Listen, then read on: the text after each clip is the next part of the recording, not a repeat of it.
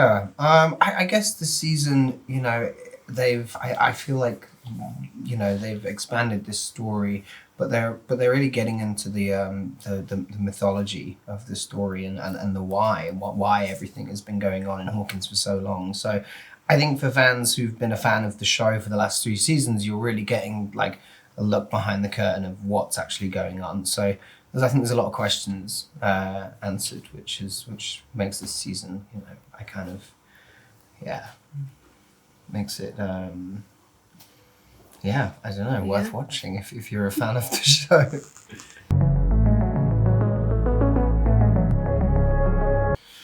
There's new characters this season and some great additions to Hawkins. Everyone they've brought on this season, I think has just really kind of, given this new energy, but elevated the show perfectly. So yeah, that's it's definitely the big part of the season for me is the new characters they've brought on. Also, just how spread out. You can kind of tell by the poster. There's a lot of different storylines going on, and they're physically distant from each other this year. So I think it feels just a bit wider. The story kind of a little more spread out.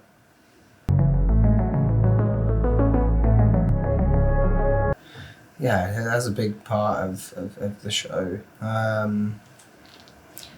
Yeah, space and time definitely plays an interesting role.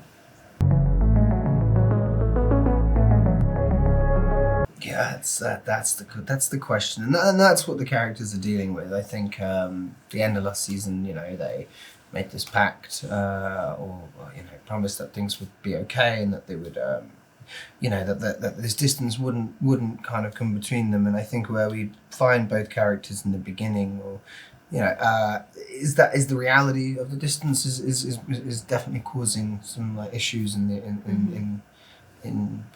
paradise, or I don't know if it was paradise, but in their relationship, and they're trying to navigate that, and I it's definitely kind of making, at least for Jonathan, making him look quite inwards at himself. I think those questions, they do relationships.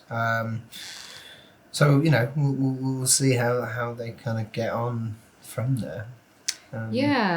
Yeah, long distance is tough, especially in the 80s, It's a lot of phone calls.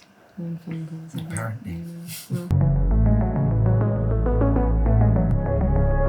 I mean, I just feel like a lot of things would be a lot easier, I think that's kind of like, obviously there's some, there's some trouble going on, and all the seasons before we've had this girl with like superpowers, and that just sort of really helped the situation. I think the characters notice it a lot more as well. I think that's the issue. It's like before, I think it is there's a few lines in the series about like things were just easier when we had the girl with superpowers, and now they're having to kind of do all the groundwork themselves. But yeah, it would have definitely saved my group a lot of time if we could just.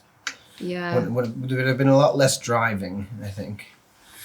I could have just put myself in a sound bath in the buyer's house and been like, it's fine, I've got it. I'm on it. Well, they're okay.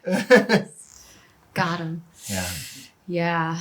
It's kind of hard to imagine what the season would be like. It would be cool, though. If Nancy had superpowers? Yeah. I tried to talk to brothers into that after season 1. I was like, well, she went it upside down. I don't know. Did she get powers? Like, no, just a lot of trauma.